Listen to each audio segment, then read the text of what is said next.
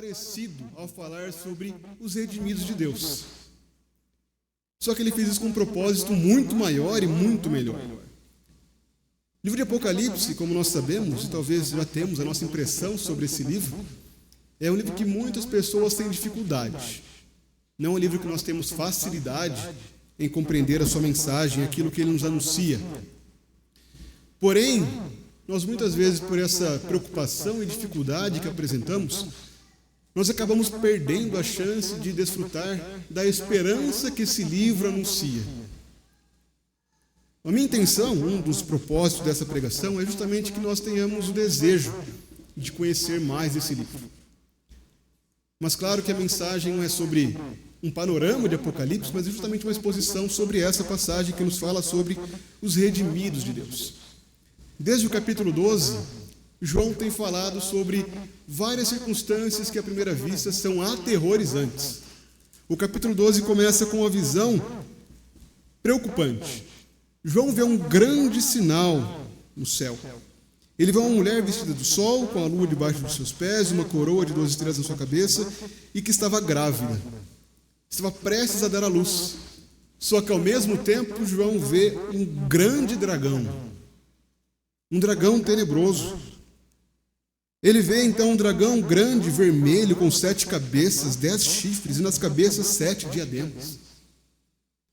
Uma cena que, se nós fôssemos imaginar, era terrível, algo assustador que nós não vemos em nenhum tipo de filme de terror. Nada que se compare a essa visão que João teve. E além disso, no capítulo 13, não satisfeito em ver apenas o dragão, o João também descreve 2 bestas. Ele vê uma besta que emerge do mar e uma besta que emerge da terra. E nós, olhando para esse contexto, para essas visões, nós certamente, quando lemos Apocalipse 12 em diante, ficamos assustados com isso. O que quer dizer tudo isso? O que nós fazemos diante desse terror, desse grande desespero que João está narrando para nós? Só que o que vem em seguida não é nada preocupante. É como se o próprio Deus soubesse que imagens aterrorizantes como essas nos preocupam, nos fazem ficar assustados. Então o Senhor concede graça. No meio de tantos sinais aterrorizantes e de temor, de medo, de preocupação, de não sabermos o que acontecerá em seguida, o Senhor dá uma nova visão a João, como nós lemos aqui. Olhei e eis o Cordeiro sobre o monte Sião. João vê o Cordeiro. E por mais que haja um grande enfoque, seja justamente o personagem principal da passagem, o Cordeiro, até essa menção, como se João estivesse chamando a nossa atenção ao Cordeiro, é como se João falasse assim: e eu vi, e veja você, olhe o Cordeiro sobre o monte Sião. Perceba o Cordeiro sobre o monte Sião. E por mais que haja uma grande ênfase nesse Cordeiro, João, ele passa toda essa passagem narrando sobre os redimidos. E assim como aquele programa fazia, eu quero que os irmãos compreendam, a partir desse texto, 3 perguntas e suas respostas. 3 perguntas, e a forma como o texto nos responde. Primeiro, quem são os redimidos de Deus? O que os redimidos de Deus fazem? Essa é a segunda pergunta. E como vivem os redimidos de Deus? Quem são? O que eles fazem? E como eles vivem? Qual é a conduta, o caráter desses redimidos de Deus? Então, primeiramente, nós vemos quem são os redimidos de Deus. A visão de João, como nós já falamos, ela é bem clara. Ele vê um cordeiro sobre o monte Sião. E João é praticamente o apóstolo exclusivo do cordeiro. Nós não vemos Pedro, não vemos Paulo, não vemos Judas, nem Tiago falar sobre cordeiro. Apenas João se preocupa em falar sobre cordeiro. Ele fala muito sobre cordeiro. No livro de Apocalipse, há cerca de 29 menções a respeito do cordeiro. Só que, curiosamente, embora em 28 dessas menções, inclusive aqui, o cordeiro que é anunciado seja o mesmo cordeiro do capítulo 5, o cordeiro descrito como aquele que foi ferido e aquele que é louvado pelos anciãos e também pelos seres viventes, O cordeiro que aparece no capítulo anterior não é esse cordeiro do capítulo 5 e também do capítulo 14. Veja aí no capítulo 13, versículo 11, o que João narra.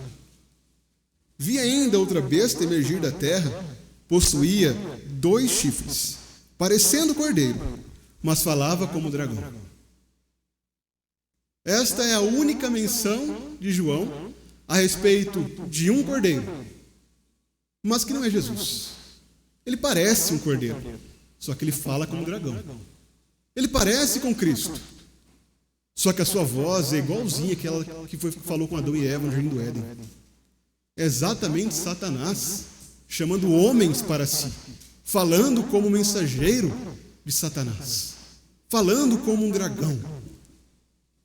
E nós vemos muitos homens que seguem essa voz, que adoram essa besta, que adoram essa imagem parecida, mas não igual ao cordeiro, porque era incapaz de cumprir isso. Uma imagem que parece trazer uma certa satisfação, uma certa semelhança, mas não é exatamente a salvação dos homens. Ele procura se parecer ao máximo com o cordeiro, mas ele só parece, porque na verdade ele fala como um dragão. E diante desta realidade, João começa um anúncio que traz um contraste completo com essa besta de 2 chifres que emerge do mar e que parece um cordeiro, mas não é o cordeiro. Ele diz que esse cordeiro ele está sobre o Monte Sião. O Monte Sião, tanto nas profecias do Antigo Testamento, como também nos textos que aparecem no Novo Testamento, sempre aponta para uma cidade celestial. No Antigo Testamento, o Monte Sião geralmente é ligado aos redimidos, aos remanescentes. Embora Israel e Judá tivessem pecado contra o Senhor, ainda havia alguns remanescentes. Ainda haviam pessoas que temiam a Deus, que viviam num povo impuro, num povo que não adorava mais o Senhor, que não mais servia a Deus exclusivamente e que seria disciplinado por isso. Mas essas pessoas continuavam amando ao Deus da aliança, continuavam clamando pela misericórdia de Deus. É sobre Isaías, Jeremias, Daniel, Ananias, Misael e Azarias e tantos outros personagens que nós estamos falando aqui. Sobre pessoas que tinham a esperança de verem os redimidos unidos novamente no Monte Sião, que sabiam que a disciplina era certa, que Deus puniria o seu povo, mas criam na promessa do dia em que todos os redimidos seriam reunidos no Monte Sião e habitariam para todo sempre com seu Deus. Nós também lemos em Hebreus, capítulo 13, só que anteriormente, no capítulo 12, versículo 22, o autor dos Hebreus escreve que nós estamos aguardando a nova Jerusalém, o Monte Sião, estamos unidos no Monte Sião. E da mesma forma, o capítulo 13 que nós lemos nos fala que nós não temos cidade aqui, mas aguardamos a cidade que está por vir. Um contexto direto com o capítulo 12, 22, que fala sobre o Monte Sião. Nós aguardamos o Monte Sião, a cidade santa, a cidade onde Deus habitará com o seu povo para todos sempre. E é a respeito dessa cidade que João está falando aqui. O Cordeiro presente na sua cidade santa, no Monte Sião, na habitação que ele preparou para o seu povo, para a sua noiva, para os seus redimidos. Mas quem são esses redimidos? Em seguida, então, João apresenta, e juntamente com ele 144.000, tendo na fronte escrito seu nome e o nome do seu pai. Meu irmão, preste bem atenção nisso. João aqui descreve 144.000. É o mesmo grupo que foi declarado e descrito no capítulo 7 de Apocalipse. Aqueles que estão reunidos. E algumas suposições de como nós podemos interpretar esses 144.000. Alguns falam que é uma classe, uma casta especial de crentes. Aqueles que são de um nível muito elevado são aqueles que estarão unidos com o Monte Sião, unidos com o Cordeiro no Monte Sião. Mas isso certamente é um erro. Porque João em nenhum momento ele faz aqui uma distinção de classes. Em nenhuma parte de Apocalipse ou de qualquer outro evangelho das Escrituras há uma separação de níveis de crentes. Então isso claramente não cabe no texto. Há aqueles que também entendem que 144 mil é justamente a multiplicação das 12 tribos com os 12 representantes das tribos, então 144 mil que são o povo de Israel. E declaram que o Monte Sião é justamente o local onde agora o Senhor guerreará por Israel, o seu povo, quando vier o milênio. Mas, de novo, isso não cabe no texto porque em nenhum momento João faz uma separação entre a igreja e Israel. Não há separação. João jamais pretendeu mostrar que Deus tem dois povos distintos. Pelo contrário, João, em todo o tempo, ele fala contra aqueles que se dizem judeus, ou seja, que pertencem a Israel, mas não creem em Cristo. No capítulo 3 e 2, João fala sobre aqueles que se dizem judeus, mas na verdade não são, porque eles não creem no Cordeiro. Portanto, também não cabe essa visão de nacionalidade do povo de Israel. Então fica mais fácil nós compreendermos que essa passagem dos 144 mil anuncia justamente a união daqueles que são salvos ao longo da história. É como se nós multiplicássemos a perfeição 2 vezes. As 12 tribos e os 12 apóstolos. E multiplicar 12 por 12 dá 144. Só que juntamente com esta multiplicação da perfeição com a perfeição, João também fala sobre uma grande multidão. Sobre milhares. Sobre 1000. E fala que são 144 mil. Um número que busca apresentar a perfeição vezes a perfeição multiplicada por uma multidão. Por uma salvação que é perfeita e eficaz em salvar milhares. E esses milhares estarão no fim dos tempos, reunidos juntamente com o Senhor no Monte Sião, para todo sempre, louvando a Deus. E quem são esse povo? São aqueles que têm o nome do Cordeiro e de seu Pai escritos na testa. Eu não vou entrar aqui no mérito se tatuagem é pecado ou não, mas é interessante nós notarmos que aqui o próprio Deus promete nos tatuar, nos deixar marcados com a sua marca, com aquilo que é santo, com o seu nome, com o nome que os judeus temiam anunciar. Deus marca o seu povo, e perceba novamente o contraste que há entre essa passagem anterior.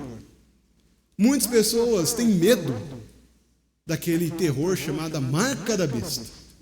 O número 666. O que é isso? Nós não temos tempo de explicar aqui. Mas perceba isso. Olhe para o capítulo anterior, onde fala justamente sobre a marca da besta. O versículo de número 16 em diante fala: a todos os pequenos e os grandes, os ricos e os pobres, os livres e os escravos, faz que lhe seja dada certa marca sobre a mão direita ou sobre a fronte, para que ninguém possa comprar ou vender, senão aquele que tem a marca, o nome da besta ou o número do seu nome.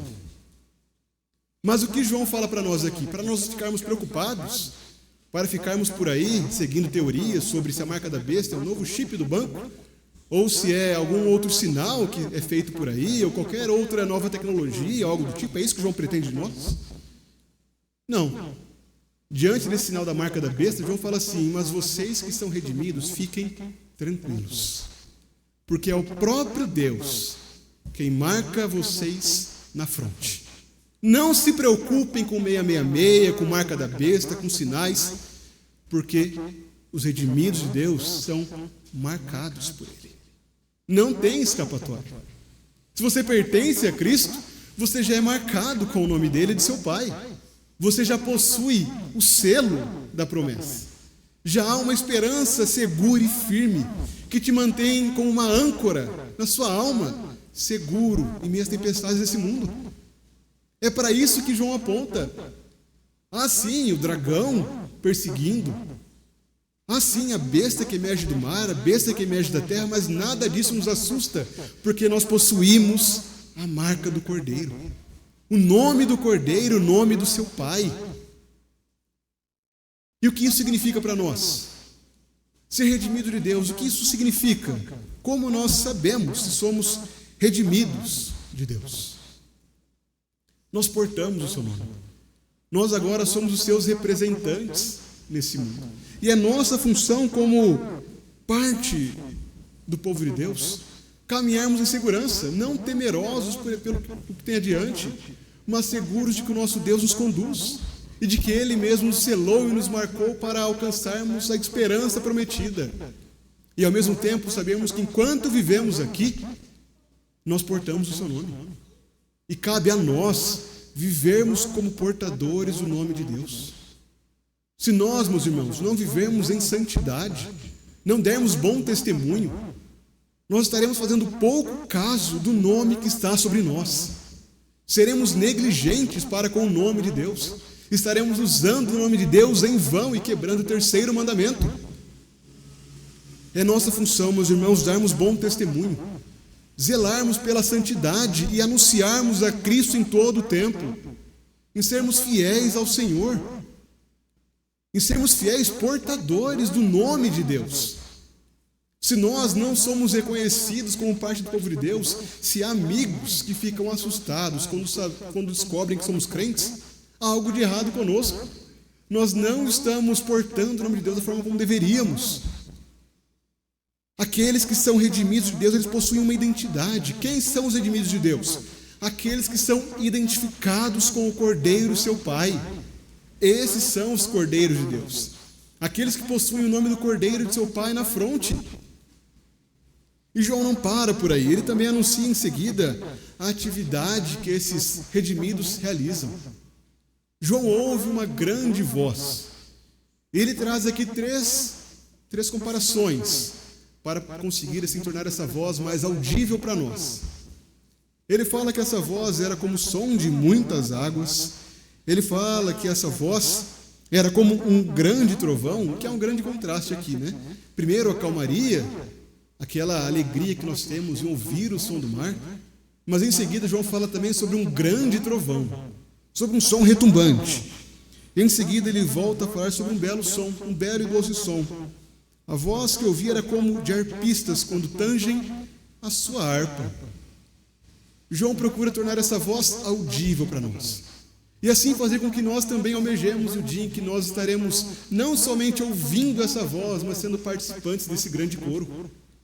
João pretende que nós tenhamos a esperança de que, em meio a toda a turbulência desse mundo, as muitas ameaças que vêm contra a igreja, que nós estejamos sempre ouvindo a voz, reconhecendo e aguardando o dia em que estaremos reunidos como o coro celestial, em que nós estaremos reunidos com o povo de Deus que já passou por esse mundo e triunfou e perseverou até o fim, louvando ao Cordeiro, reunido com todo o povo de Deus, com todos os eleitos da história, para louvarem ao Cordeiro, para entoarem um grande coro ao som de muitas águas, ao som de um grande trovão, ao doce som de arpistas tocando as suas harpas. E a grande voz que ele ouviu também continua dizendo que eles entoavam um novo cântico diante do trono, diante dos 4 seres viventes e dos anciãos. João aqui de novo volta a atenção para os 144.000 e diz que eles louvavam um novo cântico, não um novo cântico no cenário, mas o cântico novo que Deus dá ao seu povo. Um cântico de louvor, de adoração, um cântico como aqueles que nós lemos também em Apocalipse 15, como aquele que também é registrado em Apocalipse 5, como que aparece em Apocalipse 7. Apocalipse também é um livro de louvor, meus irmãos. Assim como os Salmos, Apocalipse traz muita ênfase aos cânticos a Deus, ao povo que louva a Deus na esperança do dia em que estará reunido para todo sempre com o seu Senhor. E é isso que nós devemos almejar. E em seguida ele fala sobre a condição desse novo cântico. E fala que ninguém podia aprender um novo cântico, a não ser aqueles que foram comprados da terra, a não ser os 144.000, porque eles foram comprados da terra. E aprender aqui não é meramente saber a letra e entoar.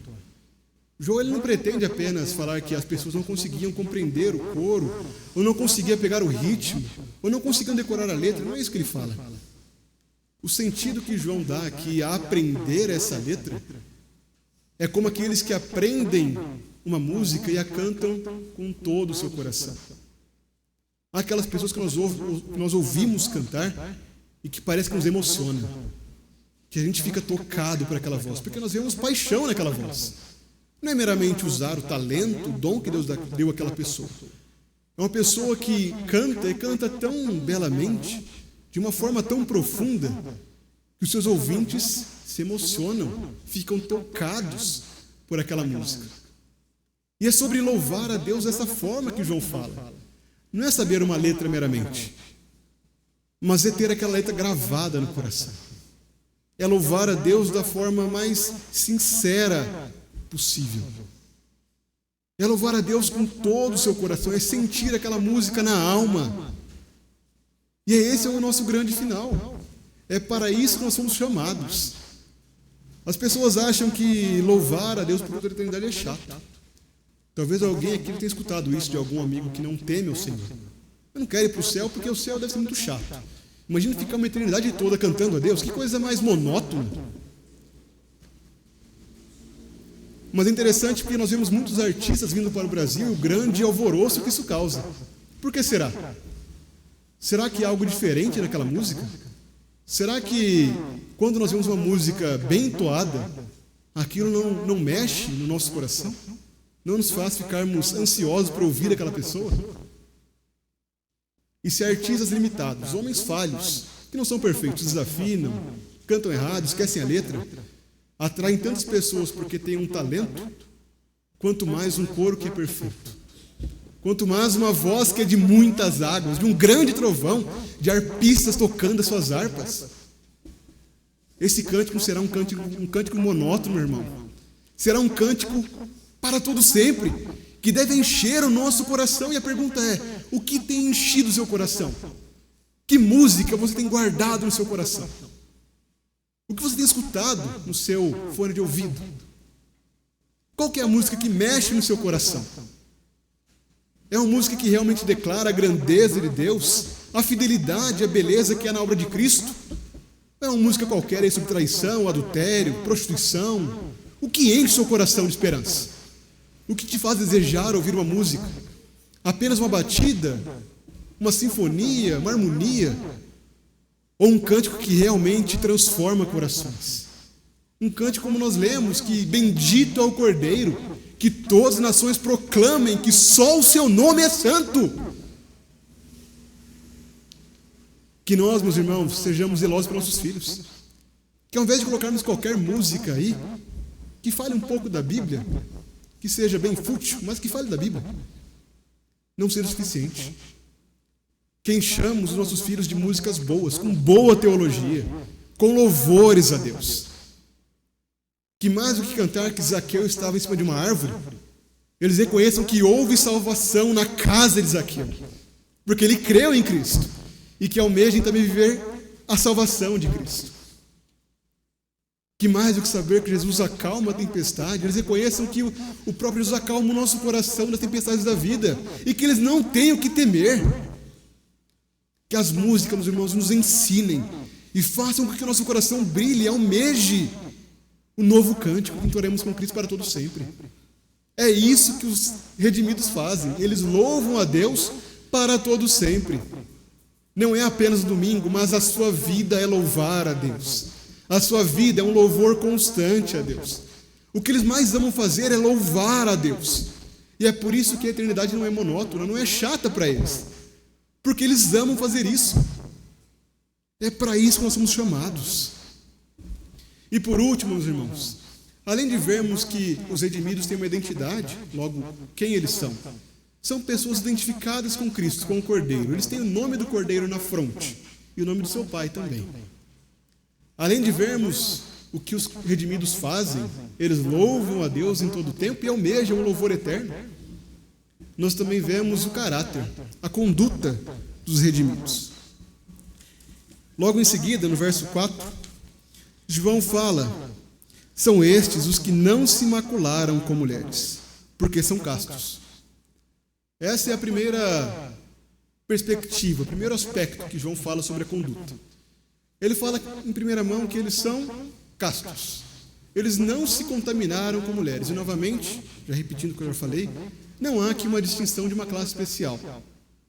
Não se trata de pessoas que jamais se casaram. Mas aquilo que João fala aqui é sobre mantermos em mente a visão. Para compreender o que João fala aqui, nós precisamos manter em mente a visão ampla dessa passagem. Nós falamos sobre o dragão, sobre a besta que emerge do mar, a besta que emerge da terra. Portanto, todo o cenário descrito aqui é de uma guerra santa. É de um povo que está guerreando e perseverando a fim de louvar a Deus no Monte Sião, de estarem unidos com o Cordeiro no Monte Sião. E assim como acontecia no Antigo Testamento, quando um soldado ia para a batalha, era necessário que ele fosse purificado, que ele se mantivesse puro. Portanto, mesmo que o soldado fosse casado, ele não poderia ter relações com a sua esposa na preparação para a guerra. Mas ele deveria estar concentrado e preparado para a batalha. Não deveria estar contaminado, mas purificado, não porque a relação sexual fosse pecaminosa, mas para que ele estivesse sempre pronto para a batalha. Não distraído, não sem falta de foco, mas focado, decidido a batalhar. E é nesse sentido que João fala sobre homens que não se contaminaram com mulheres e são castos. No sentido de que são pessoas que são purificadas. Isso ainda é mais belo, novamente olhando para o contexto. Porque diante de tantas imagens de terror, diante do poder que a besta tem de convencer corações, de seduzir, aquela fala mansa, assim como conquistou o coração de Eva e de Adão, e ele também usará isso no final da história, e tem usado hoje, nós, aqueles que pertencem a Deus, são seus redimidos, eles não caem nessa conversa. Eles se mantêm puros. Eles sabem que estão batalhando. Eles sabem que estão na guerra e que não podem perder o foco. Eles sabem que há um inimigo na frente deles.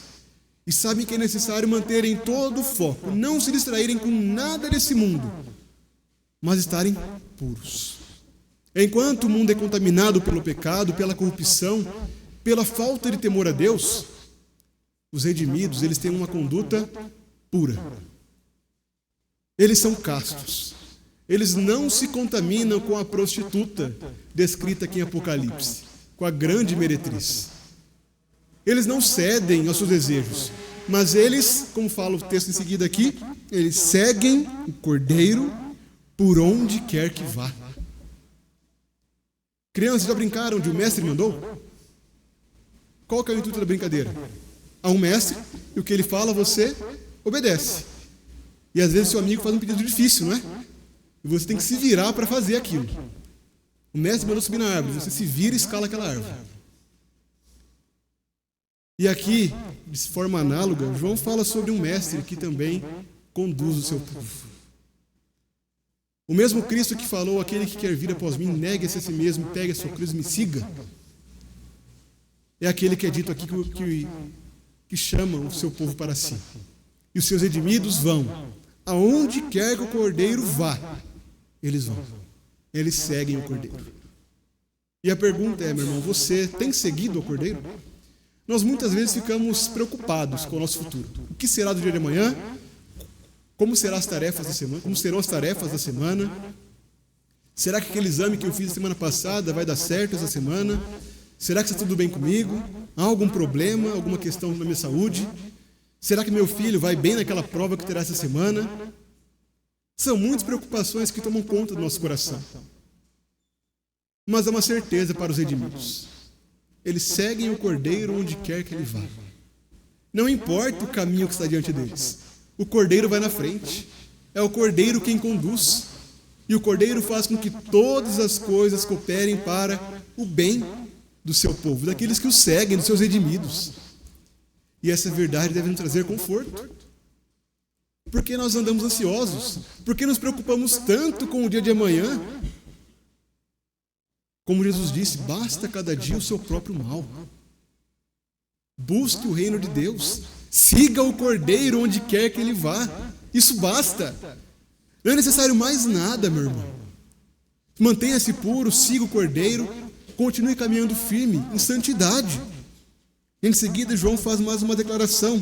Mais um aspecto são os que foram redimidos dentre os homens. Primícias para Deus e para o Cordeiro. Eles são os primeiros frutos. São aqueles frutos que são valiosos para Deus, que enchem o coração de Deus de alegria e de satisfação. Assim como o Cordeiro seguiu para a cruz, nós também seguimos ao Cordeiro porque nós somos comprados pelo seu sangue. Nós somos comprados da terra, como também fala o versículo 3. O capítulo 5 nos fala que o Cordeiro, ele comprou para si povos e nações. Nós somos comprados pelo sangue de Cristo. E é nossa função, meus irmãos, fazermos jus ao preço que foi pago e vivermos em santidade e caminharmos em justiça, porque, como conclui aqui João, não é achada nenhuma mentira na boca dos redimidos. Eles não têm mácula. Você percebe o quanto isso é forte? Você já imaginou em algum dia da sua vida ser descrito como alguém que não tem mácula? Se nós olharmos para o espelho e começarmos a pensar nos nossos defeitos, nós certamente acharemos vários. Mas já pensou Deus falando assim: não tem mácula? A vida do Márcio não tem mácula. A vida da Érica não tem mácula. Não tem nenhuma mentira na sua boca. Porque tudo que ele sabe falar é da verdade. Não há nada que enche seu coração de alegria. Não há nenhuma outra palavra que ele saiba falar com mais paixão do que o Evangelho de Cristo. Do que anunciar que é um cordeiro e que ele ama tanto esse cordeiro que onde ele vai atrás. O cordeiro é o grande mestre. É o que conduz o coração dele, a vida dele. Ele não se preocupa com amanhã porque ele sabe que o cordeiro está conduzindo e que tudo que o cordeiro faz é perfeito. Nenhum dos seus planos se frustra. É por isso que ele não se preocupa. É por isso que ele é purificado. É por isso que ele reconhece que há um valor na sua vida nesse mundo. Não porque ele é bom, porque ele é poderoso, mas porque ele é uma fiel testemunha de Cristo. Ele anuncia o Evangelho com fidelidade. Ele não tem mentira na boca porque o que ele fala é a verdade. Ele foi justificado. Ele não tem mácula. Essa é a conduta dos redimidos de Deus. Será que nós temos vivido como redimidos de Deus? Nós vimos então, a partir desse texto, quem são os redimidos de Deus. São pessoas que possuem a identidade do Cordeiro e de seu Pai. Eles são selados. Mesmo diante das adversidades e lutas, eles são protegidos, porque eles possuem o nome do Cordeiro e do seu Pai. Nós vimos o que os redimidos fazem. Eles louvam a Deus em todo o tempo e almejam o dia em que estarão reunidos com o Cordeiro para todo sempre, para o louvarem, para o servirem para todo sempre, para derramarem seu coração em louvores àquele que o salvou. E nós vimos também a conduta dos redimidos de Deus. Eles são puros, são castos. Eles são os seguidores do Cordeiro. Eles confiam no Cordeiro e o seguem em todo o tempo. Eles são as primícias, os primeiros frutos dados a Deus. O mais valioso, o mais precioso. Não porque há valor neles, mas porque aquele que os comprou e os entrega é mais valioso do que qualquer ouro ou prata. Eles são pessoas que não têm a mentira na boca porque só falam a verdade. Eles não têm mácula. Eles são santos. Diante desse texto, meus irmãos, que nós almejemos santidade. Que a santidade seja o principal alvo da nossa vida. Que mais do que uma carreira de sucesso, uma boa faculdade, ou qualquer outro prazer que enche seu coração, você almeje santidade. Almeje crescer em santidade. Ser mais parecido com o Cordeiro que te comprou com o precioso sangue dele. E que te chama a aguardar com grande expectativa, a manter firme a esperança no seu coração, do dia em que você estará reunido para todo sempre com ele, para o louvar e para desfrutar para sempre da salvação que ele te concede. E que se você ainda não segue o Cordeiro, que o seu coração seja movido a seguir. Que você compreenda que o céu não é monótono, não é chato, mas que é um prazer que nada nesse mundo pode comprar. Que nem nós podemos comprar. Porque isso é conquistado mediante o sangue do Cordeiro. E que ao sabermos que o Cordeiro nos comprou, não somos soberbos ou somos orgulhosos, mas andamos humildemente, em pureza, seguindo ao Cordeiro e crescendo em amor e expectativa cada dia mais pela sua vinda. Que Deus assim nos conceda a sua graça para sermos fiéis até o fim. Vamos orar ao Senhor.